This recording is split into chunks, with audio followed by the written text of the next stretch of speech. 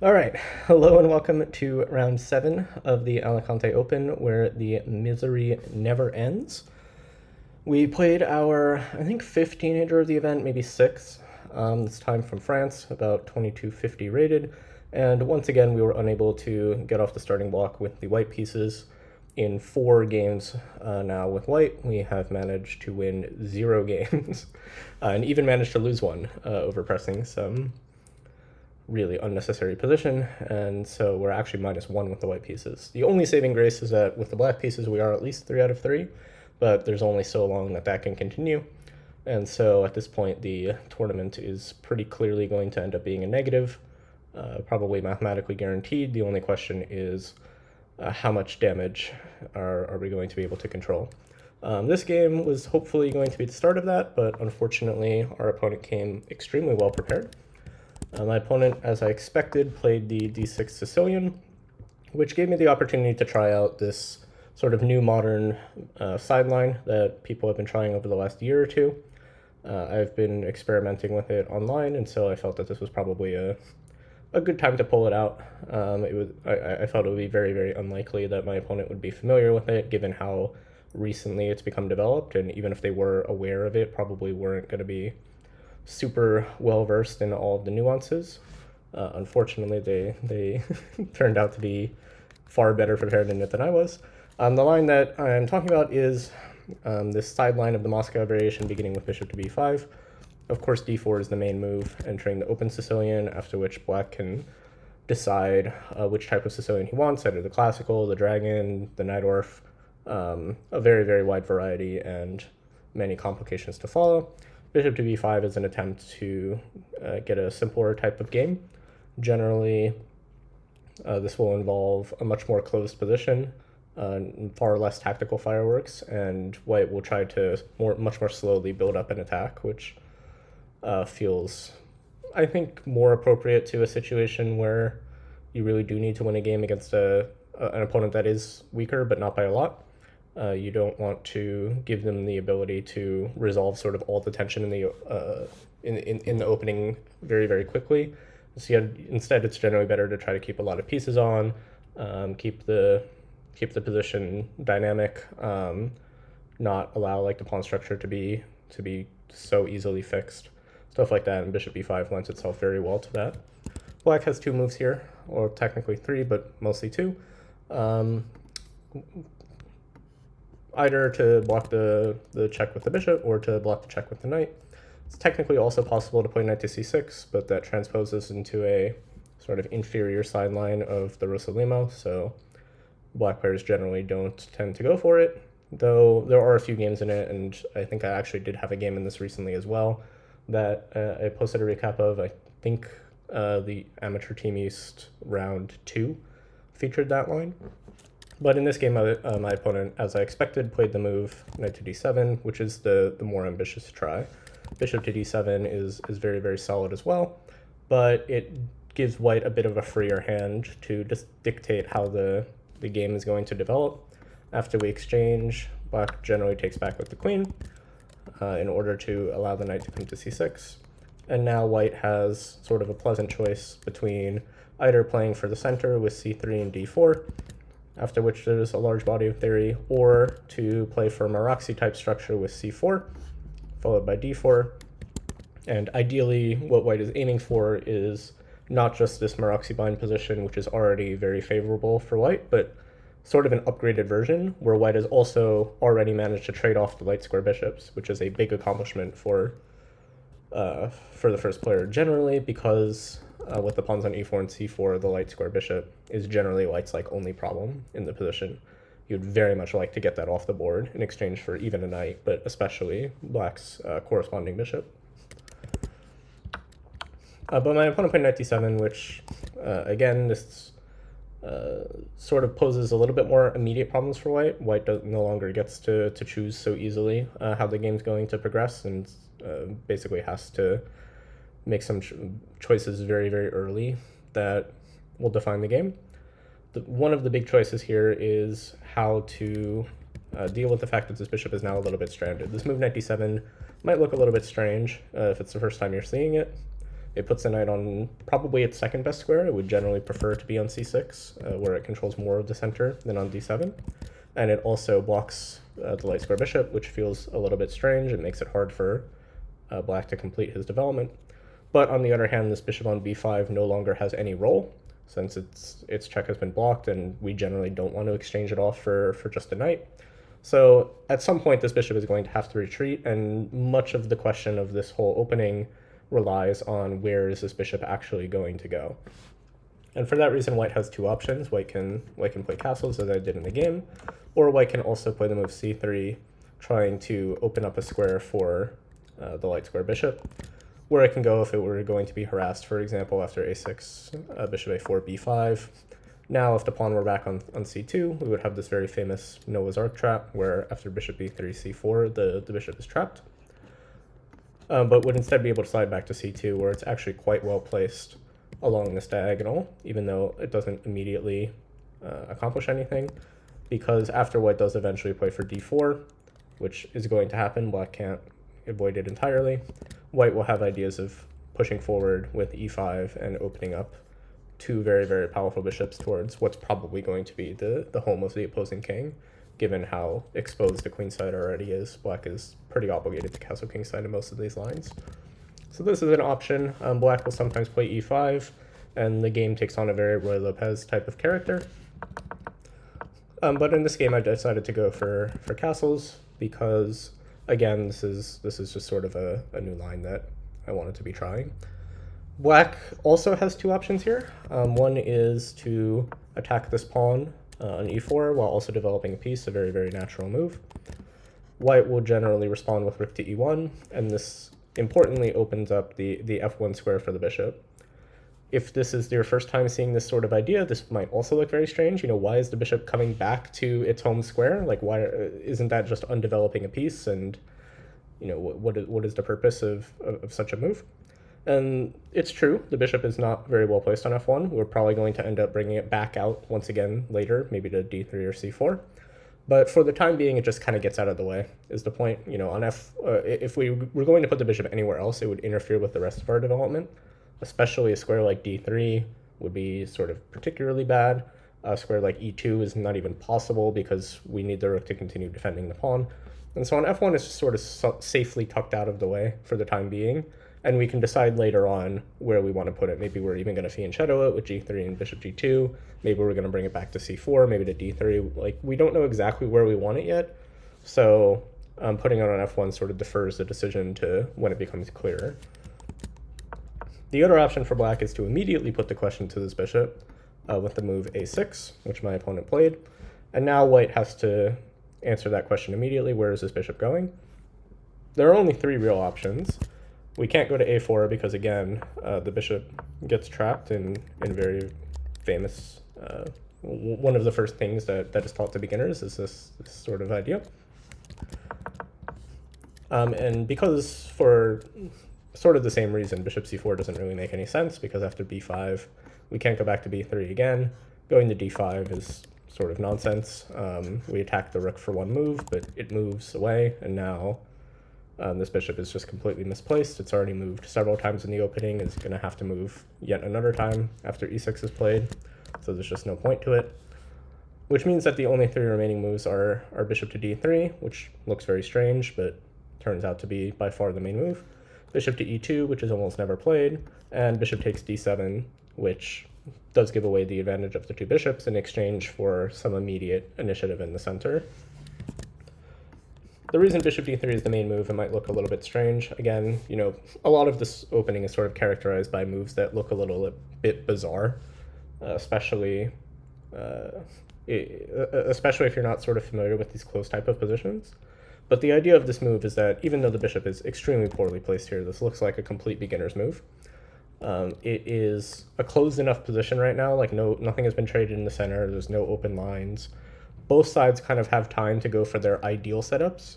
Generally speaking, in open positions, the players don't really have time to put the pieces on exactly the squares that they want to, because there are concrete reasons that they need to just get it developed quickly, or to like a specific square. And so both sides end up with these sort of slightly inferior setups that they like to improve later on. But in these closed positions, you can afford to take some time, even if it requires you to spend like an extra tempo or two in order to get your pieces to the ideal squares. And in this case, the ideal square for this bishop is once again this c2 square. So now, after black plays really any move, white is going to follow up with c3, bishop to c2, and d4, where once again this bishop on c2 will be very well placed. If white ever gets e5 in, then the bishop is kind of roaring to life, and there's a lot of theory that has developed around this sort of position, most notably black trying to actually interfere with this plan by playing, for example, after bishop c2, playing the move c4, and trying to keep this d-pawn at bay. So a lot of theory here. This is the main line, but the idea that I was going to try out was this move that I said was basically never played, which is this even weirder looking move, bishop to e2.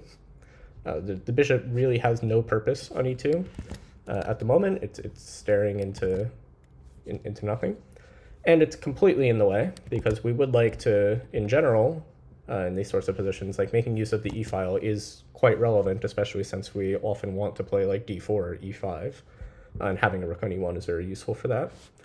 So why are we playing bishop e2 is a very reasonable question.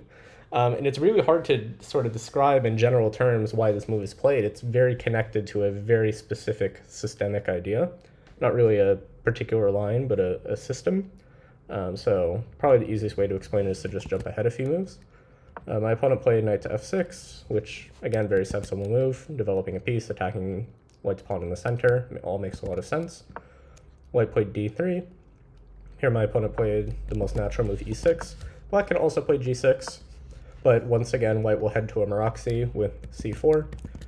After bishop g7, knight to c3, castles, and d4. White has spent an extra move getting the Maroczy type of position by playing both d3 and then d4. But this is compensated for by a couple reasons. First of all, black has already spent a tempo on a6, which is not entirely wasted, because the pawn is slightly better on a6 than it is on a7, but it's not, probably not like the move black would choose in most Maroczy type positions. And more importantly, this knight on d7 is completely misplaced. It would, at this point, very much rather be on c6. And oftentimes black actually has to invest quite a bit of time in rearranging that knight to go to c6, either through knight b8, c6, or maybe knight e5 to c6 after the exchange on d4. So white, even though we've invested a tempo, we're kind of getting like half a tempo back here, half a tempo back there. And overall, this is a very good version of the Maroczy for white. White scores very, very well.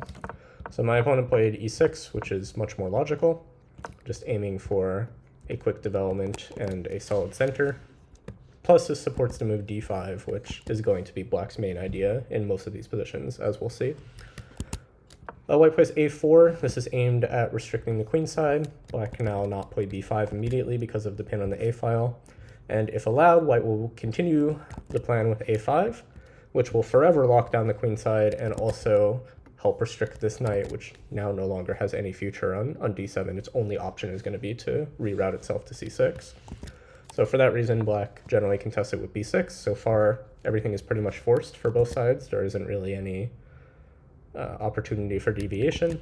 And here white reveals kind of the point of this whole setup, which is to play the move knight fd2. Again, this is a very bizarre looking move, hard to explain. But the point is that, even though we're undeveloping a piece, well, first of all, we're moving a piece twice in the opening, which is almost never ideal. We would like to have all of our pieces developed before we start doing that, and right now we have many pieces that are not developed. But we're also moving it backwards to a much more passive square, which seems very strange because, the knight was actually quite reasonably placed on f3. It does quite a lot there. It supports d4, it supports e5. It can hop to g5 sometimes to join an attack. And on d2, it does very, very little. So we are actively making the knight worse, and we're investing time to do it. However, we are opening up the f-file for the advance of the pawn. f4 is going to be one of the main ideas. We're also getting out of the way for this bishop that sort of mysteriously moved itself to e2. Now it has the f3 square available, again, most likely after we play the move f4. And this knight on d2 by itself doesn't really do anything immediate, but it is headed to a very powerful square on c4, where if we can manage to cement it without allowing black to play either b5 or d5, then the knight will stand very very powerfully on this square. We'll be hitting the b6 pawn, we'll be hitting the d6 pawn, the knight will continue to support e5. It's a very, very slow plan, but again, this is a plan that, or this is like a speed that you can sort of afford when the position is closed like this. It's also should be noted that black has spent a lot of time moving pawns as well. Black has played e6, d6, b6, a6 all in the opening, so it's not like black is particularly well developed either.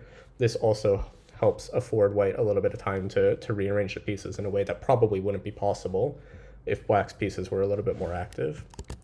So here my opponent played bishop to b7. f4 is, of course, continuing the plan.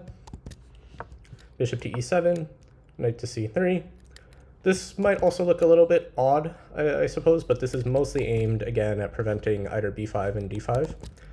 It might look a little odd because you might have expected the plan to be connected with c3 and d4, which is often the case in this sort of opening, but once we're committing to this very slow approach of bringing a knight to c4, playing f4, c3 and d4 is never really going to be a thing.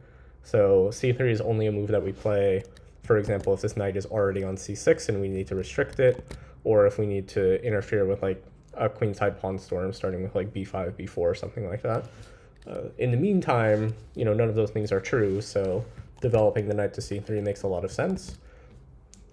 Ultimately, the knight has to develop somewhere, and this is sort of by far the most reasonable square to do it.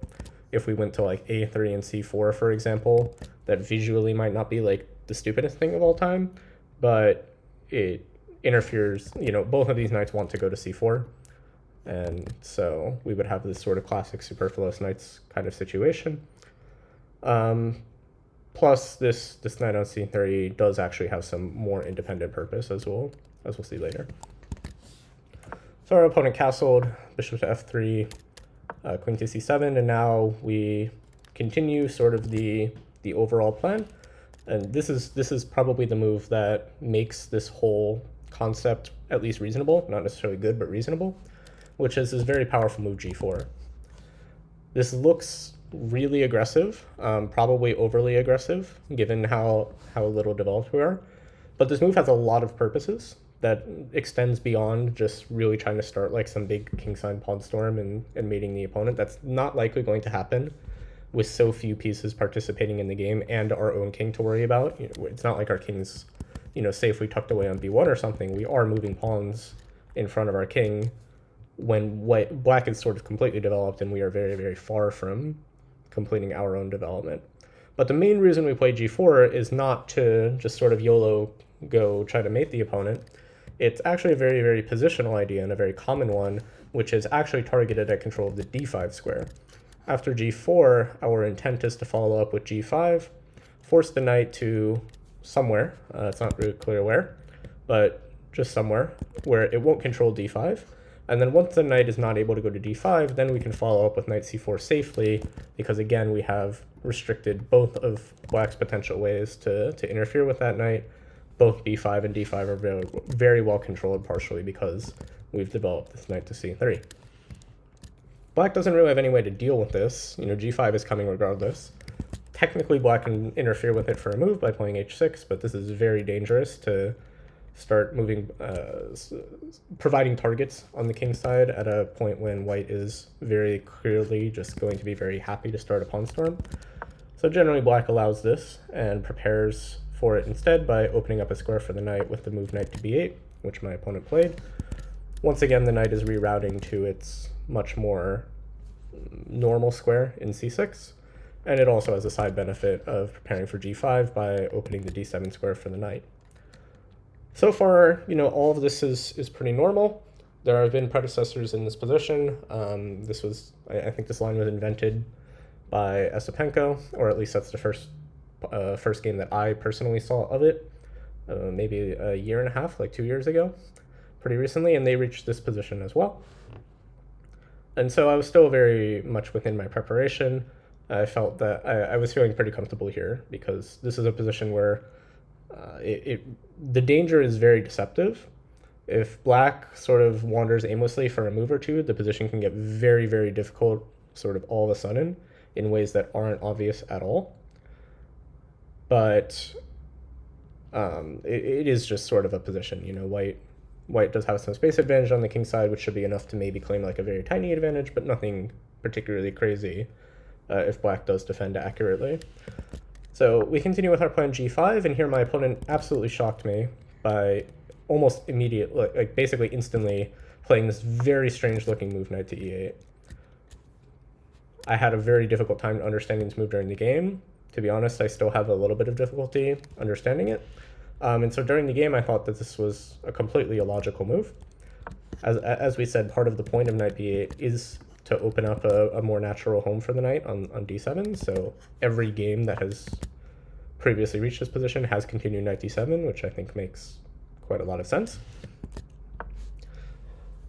So, when my opponent played knight e8, I was really, really confused, to be honest. And I was so confused. I don't know if I still have my score sheet, but let's see. Is this it?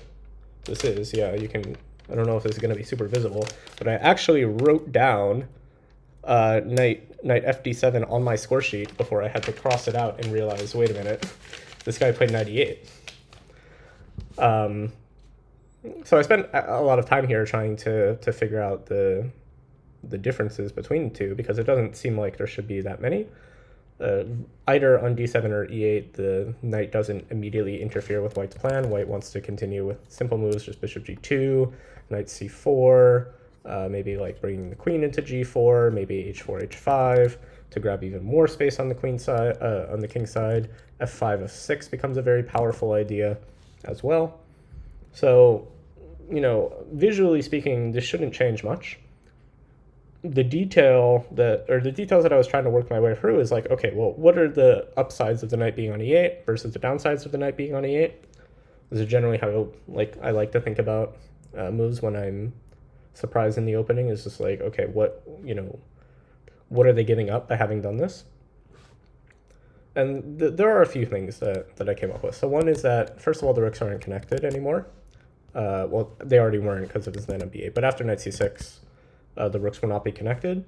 And this makes it a little bit harder for black to play b5, because if we ever do exchange and trade the rooks on the a file, black would like to be able to take back with a rook to take control of the file. But since the knight is on e8, black is instead obligated to take back with the bishop, which should be favorable for me. Another disadvantage of the knight being on e8 is unlike the knight being on d7, the control over the e5 square is a little bit lessened. And so this might make it a little bit easier for white to justify the move f5, since even though this leaves a very big hole on e5 for black to take advantage of, it's actually quite difficult for black to get a piece there, since again this knight is so far away from it rather than a knight being on d7. Those are some of the downsides. I honestly couldn't think of any upsides.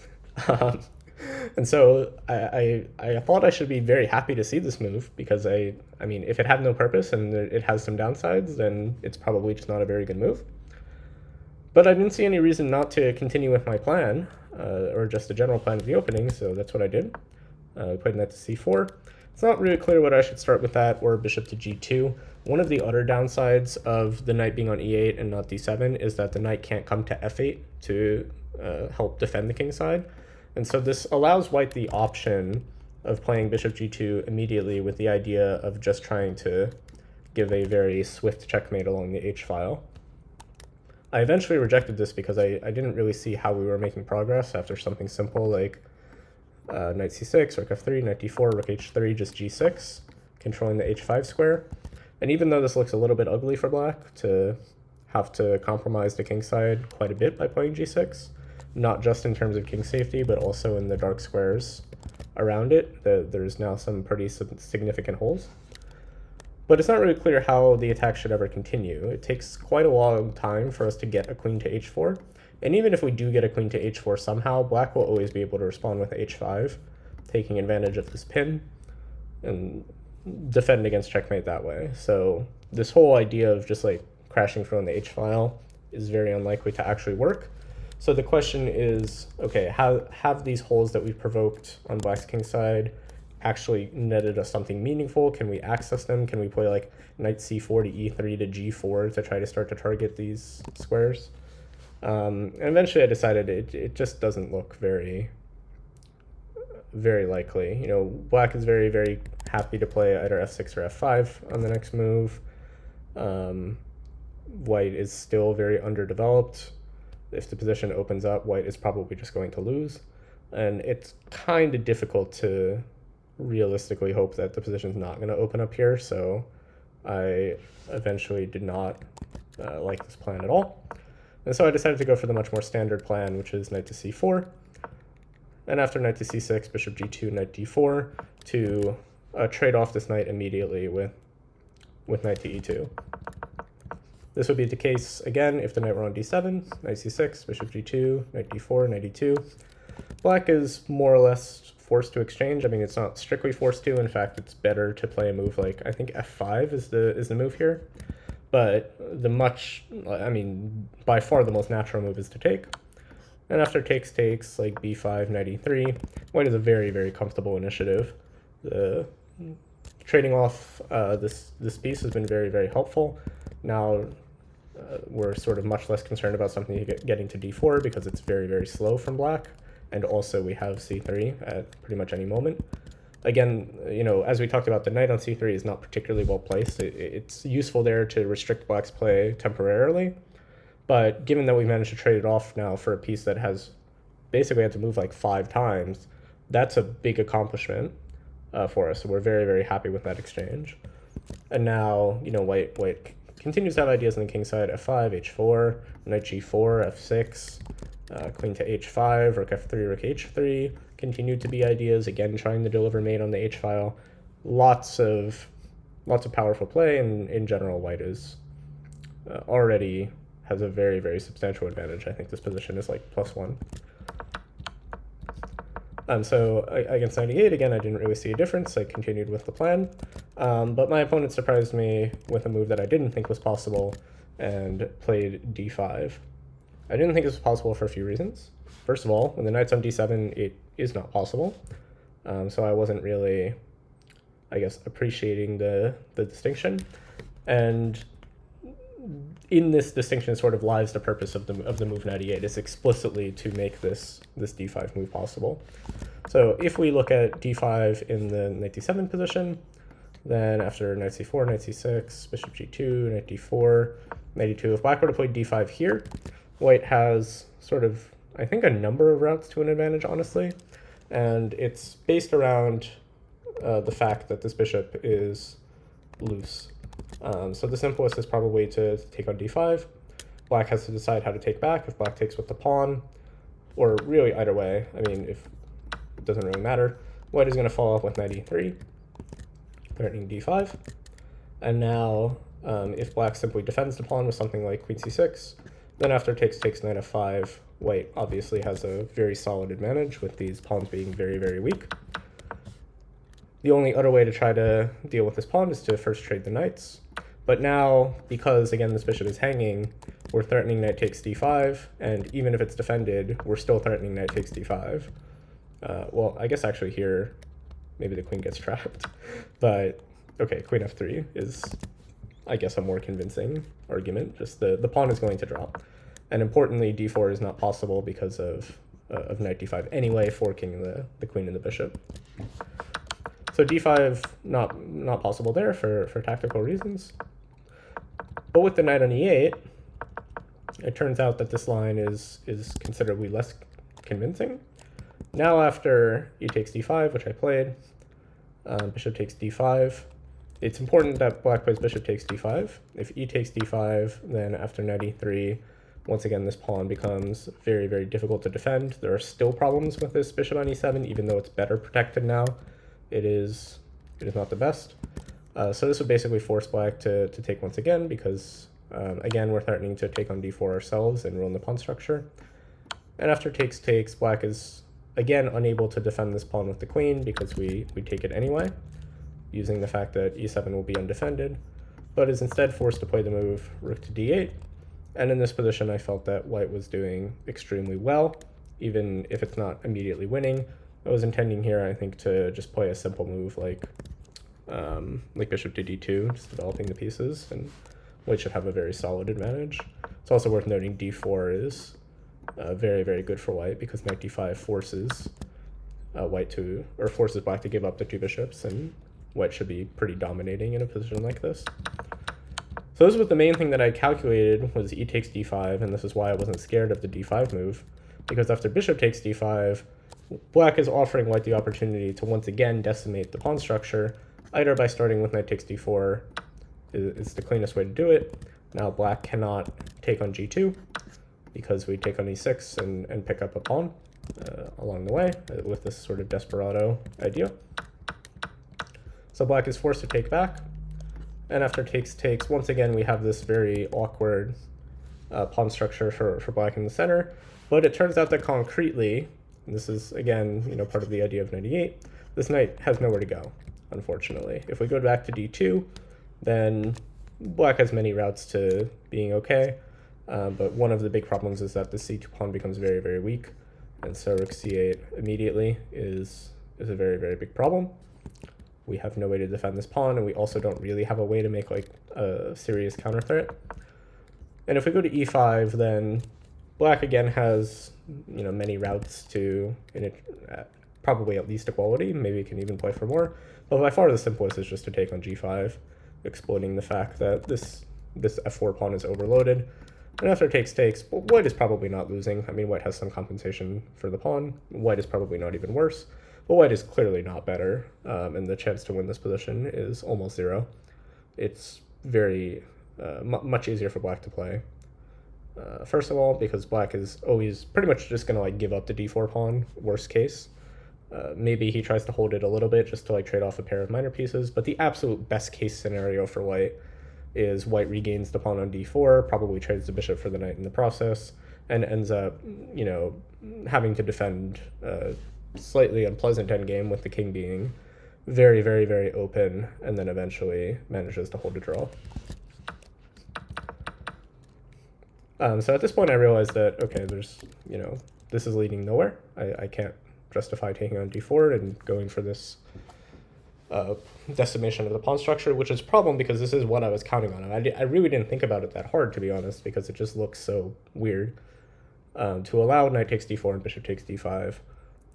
Back when I was considering whether to play knight e2 or not. This obviously was a big mistake. And so instead I went for probably the only way to keep the game alive, which is bishop takes d5, takes, and knight e3. Again, my opponent foresaw this. If black is forced to take on e2, for example, then we're making at least some headway. Again, the pawn can't be defended with the queen, so rook d8 is forced. And then once again, white can play something like bishop d2, maybe knight g4. Rook e1 is also a possibility, and the position is very much alive. But my opponent played a very powerful move, queen to d7, once again inviting white the opportunity to go ahead and take on d4 and destroy the pawn structure.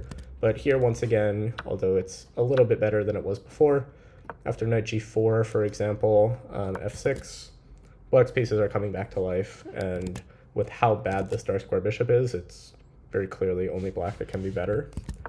The other option is queen g4, but sort of the same thing. After takes f6, black is probably for choice. And not only for choice, has basically a risk-free position. So at this point, I was quite annoyed because in my mind, I had spoiled what was a very good opening. In hindsight, as we'll get into in a moment, apparently it was never that, this was all the entire game was basically prepared by my opponent.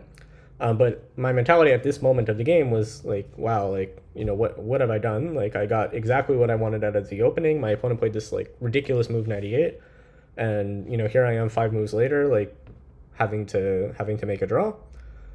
Well, I'm not going to do that. I need to win a game somehow. Let's keep the game alive, any way that we can. And I played a very, very bad move, knight g3. Apparently gets a check mark. Don't know why, but this move is extremely bad and gets white into quite a bit of trouble. The main thing that I missed here was that after f6, which is the only sensible move for black in the position, once again, black is opening up the game for his pieces, so I very much expected this move. Is that after the move c3, we would be doing great if the knight has to go back. Now white has a number of options to continue the game. For example, either knight to f5. H4 might even become playable now. It wasn't before because of queen h3, but with the knight kicked away, it might be viable. There's also queen to f3, hitting the d5 pawn. There's, overall it's probably still very, very close to equal, but we are at least doing it in a dynamic way instead of complete stability. But after c3, what I had overlooked when I played knight g3 is that black does not in fact need to move this knight. Black instead has this very powerful move, f takes g5, and white is just losing a pawn for pretty much no compensation. I was trying to make this work after something like takes, knight f5, takes queen to g4, threatening knight to h6, and trying to introduce some pressure onto g7. But after a very calm move like king to h8, I really didn't see any follow-up. If this bishop were on like d2 or something, then we might have some tactics available with takes on e7 and trying to exploit the back rank, but since the bishop is undeveloped, we don't have anything of that sort, and so we're just down like at least one pawn for not a whole lot. So we're not able to play c3 at this point unless we want to defend a pawn down endgame, which objectively actually is the best way to play. And in fact, the pawn down endgame is really not that concerning, which I kind of knew during the game, like it's going to be very, very easy to hold, but it's not what I was interested in trying for. So I went ahead and took on f6, which, as you can see, is far too optimistic, like really stretching the demands of the position and just trying to force a win where there really isn't anything. My opponent very calmly took back, as one would expect. We do at least get to play c3 now, but it's very clear now that black is at least better. It's just not clear how much. Every one of black's pieces is very harmoniously placed. The pawn structure is also better for black. This pawn is now very, very awkward. It looked great when there was a g-pawn and an e-pawn alongside it, like traversing down the board together, but now that it's lost both of its neighbors, it's just kind of awkwardly out there in silence. And especially the star square bishop is really, really bad. It is not participating in the game at all. It has almost no route into the game, and so it's very, very unclear how white should even try to continue. At this point I started to realize that I had really overplayed my hand, and I was probably worse. I didn't know exactly how much, but it's pretty clear at this point that I needed to abandon all hope of actually winning this game and start to look for some kind of safety. So I played queen f3. I'm not sure it really accomplishes much, but it just felt like a natural square for the queen. Here my opponent played a very bizarre move, king h8. I don't really know what the purpose of this move was, and I asked him after the game what this was intended to do, and he also wasn't sure. So I think this was really just kind of a waiting move, playing against the clock. At this point, I was down a very, very large amount of time. I think I had like 20 minutes to like 50. And so I think this was really just aimed at trying to exploit time pressure. And it kind of worked a little bit. I mean, I did spend like a minute or two trying to figure out like, okay, what could possibly be the purpose of this move? But eventually, I mean, it doesn't really matter. White pretty much has to do the same thing anyway, which is play bishop d2 and try to activate the pieces at least a little bit. The game continued pretty sensibly. Rook e8, rook e1, bishop to d8. Makes a lot of sense getting off this file, so this rook is now participating. This also defends the b6 pawn, which isn't something that looks relevant, but will eventually be relevant when black plays d4, which is his main route to trying to win the game. And here I played knight to h5, and with this move, I offered a draw. Similar to round 5, I wasn't really expecting this draw offer to be accepted. It's very clear that black is much better in this position. Again, the only question is the magnitude. White's pieces are all very, very awkward. The pawn structure is bad, and that's a really bad combination because when you have like all of these awkward pieces, your instinct is, okay, let's try to trade some of them off or like reroute them. But when you also have a really bad pawn structure, then if you do trade off all of the pieces, you're not going to have like much reprieve in the endgame. It's still going to be very awkward for you to defend because of these very, very bad pawns. For example, if we traded off every piece on the board except the dark square bishops, it would probably be holding, but only just. White would still have something to prove in the final endgame. So knight h5 is kind of aimed at that. I mean, we are trying to trade off at least a pair of pieces. This knight on g3 was not really great, so trying to get it off helps. Black, it's sort of like an awkward situation now. Like, for most of the game, white was playing with more space, so we wanted to avoid trades. At this point, like, white doesn't have less space yet, but he probably will after something like d4, so trading pieces off is sort of trying to preempt that a little bit. And here my opponent started thinking very deeply, which surprised me, but this was the goal. Again, I wasn't expecting the draw offer to be accepted. I was just hoping to use it to try to catch back up on the clock a little bit, at least introduce the idea of like, okay, like, are you really playing without risk? Is it like very, very clear that black has a big advantage here? My opponent started thinking for a long time, which I consider a success.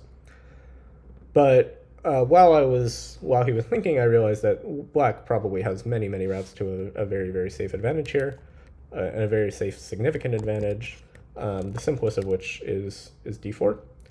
Now, we can try knight c4, which is what my opponent told me after the game he was most concerned about, but I think all these lines are pretty fine for black.